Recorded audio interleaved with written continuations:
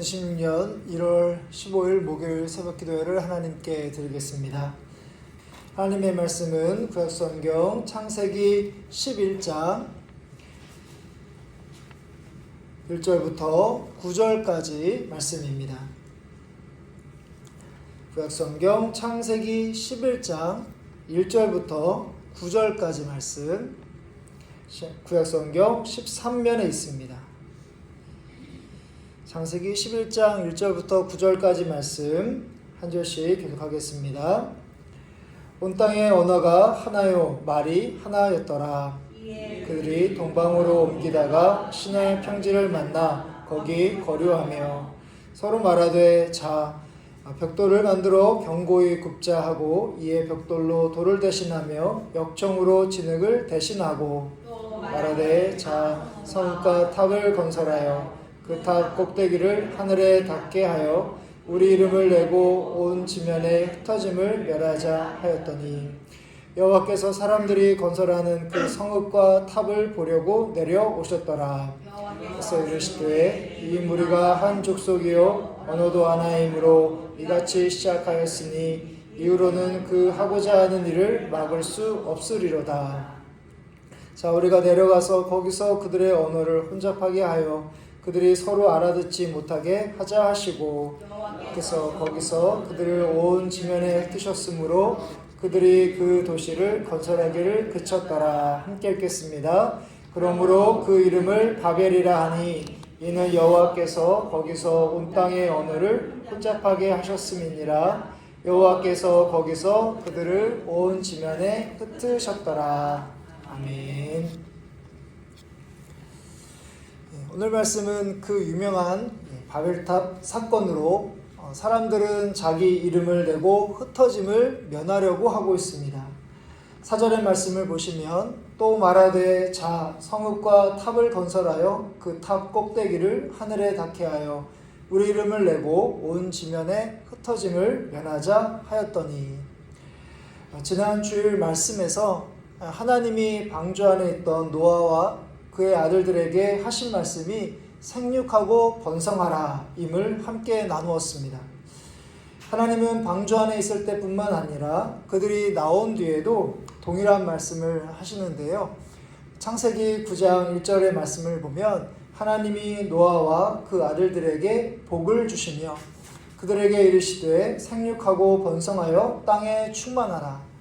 같은 장 창세기 9장 7절에서도 너희는 생육하고 번성하여 땅에 가득하여 그 중에서 번성하라 하셨더라. 하나님의 뜻은 사람들이 땅에 가득하고 생육하여 번성하는 것입니다. 그렇게 되기 위해서는 노아의 자손들은 한 곳에 머물러 있으면 안 되고 여러 곳으로 흩어져야 합니다. 그런데 시간이 흐르면서 사람들의 생각은 하나님과 달리 흩어지고 싶지 않았습니다. 언어와 말도 하나인 것을 유지하며 비옥한 땅인 시날 평지에서 계속 머무르고 싶었습니다.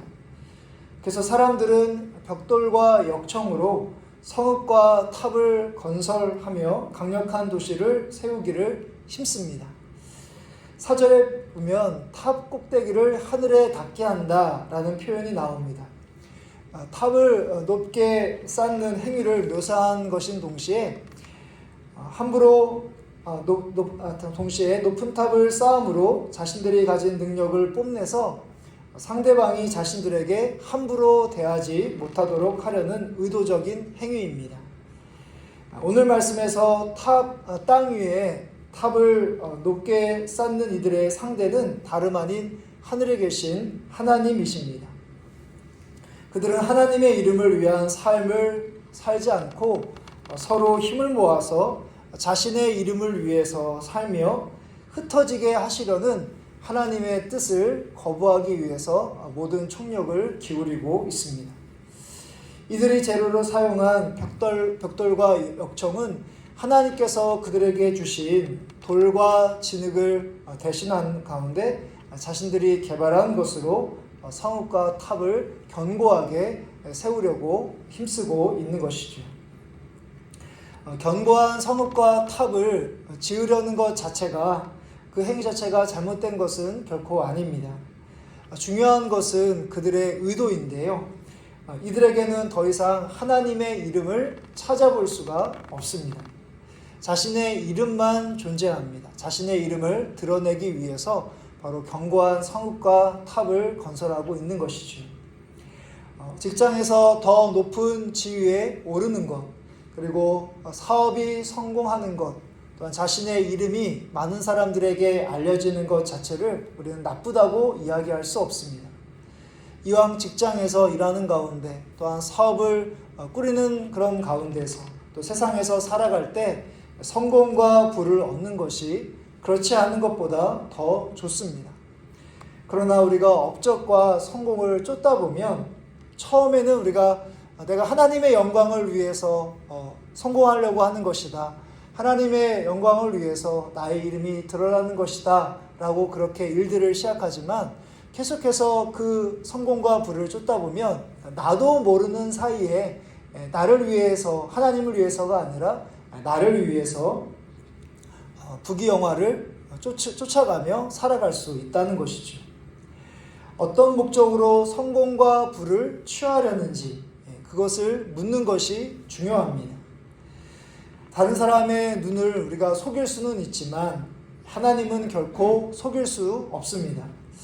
오늘 말씀에 보면 사람들은 서로가 서로에게 자신들의 이름을 위해 하자라고 이야기할 만큼 그들은 하나님을 의식하지도 않고 하나님을 두려워하지도 않습니다. 다시 말해서 그들의 교만이 극에 달한 것이죠. 이들처럼 우리도 무슨 일을 열심히 할 때 하나님을 위한다며 나의 이름을 위해서 살아갈 수 있는 연약한 존재입니다. 교만해져서 우리가 하나님을 무시하지 않도록 항상 하나님의 말씀에 여러분들의 마음과 생각을 비춰보시며 또 날마다 하나님 앞에서 여러분들의 그 마음을 살피시는 그런 거룩한 삶을 살아가시기를 간절히 바랍니다. 하나님은 교만한 사람들에게 내려오셔서 그들의 언어를 혼잡하게 하시고 이들을 흩으십니다. 5절의 말씀을 보시면 여호와께서 사람들이 건설하는 그 성읍과 탑을 보려고 내려오셨더라.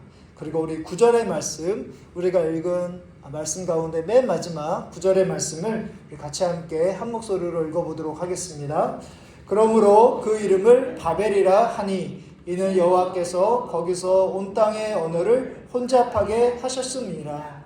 여호와께서 거기서 그들을 지면에 흩으셨더라. 아멘. 더 이상 언어가 하나가 아니고 견고하게 높게 쌓으려 했던 성읍과 탑이 멈춰져 있고, 그리고 뿔뿔이 그들이 흩어지는 것이 당장은 정말 그들에게 재앙이고 심판처럼 생각했을지 모르나 다양한 언어와 나라와 민족으로 생육하고 번성하게 하려는 하나님의 선한 뜻, 하나님의 계획이자 그들을 향한 복인 것을 우리가 보게 됩니다. 이와 비슷한 광경을 우리가 사도행전에서 예수님의 그런 제자들의 모습에서 우리가 볼 수 있는데요.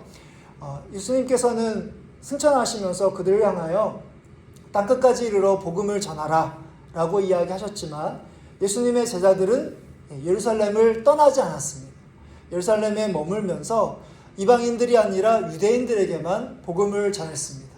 그때 어떤 일이 일어났냐면 바로 스데반이 순교를 당하고 또한 그들에게 고난과 핍박이 닥치게 됩니다. 그래서 그들은 어쩔 수 없이 예루살렘을 떠나서 온 지역으로 흩어지게 됩니다. 하나님께서, 예수님께서 그들에게 이야기하셨던 예루살렘과 온 유대와 사마리아와 땅끝까지 이르러 복음을 전하게 된 것이죠. 그들이 흩어졌기 때문에 그들이 만약에 예루살렘에만 계속 있었다면, 거기에서만 그들이 머물러 있었다면 우리들에게 복음이 전해지지 않았을 텐데 바로 그들에게 고난과 핍박이 닥쳤기 때문에 그들이 흩어졌고 바로 먼 지역인 우리에게까지 복음이 전해지게 되었습니다. 그러니까 그들에게 당장 그 순간, 그러니까 스데반이 순교를 당하고 그들이 고난을 당했던 그 순간은 그들에게 있어서 어떻게 보면 심판과 같은 피하고 싶은 일이었을지 모르나 결국은 하나님의 선한 계획이었음을 우리가 보게 됩니다. 때로 그 당시에는 실패와 절망처럼 보이는 일이 이후에는 우리에게 복이 되는 경우가 참 많습니다. 우리가 지금 만약에 삶을 살아가면서 신앙생활 하면서 어려운 일이 있다 하더라도 당장은 우리에게 힘들고 또 우리를 지치게 하는 일일 수 있지만 결국은 하나님께서 우리에게 복을 주시려는 하나님의 선한 계획임을 우리가 보는 가운데 항상 하나님께서 우리를 온전한 길로 또 선한 길로 인도해 주시는 그런 은혜를 오늘 하루의 삶도 살아가는 가운데 경험하시는 신실한 믿음의 성도님들 되시기를 간절히 바랍니다. 아멘.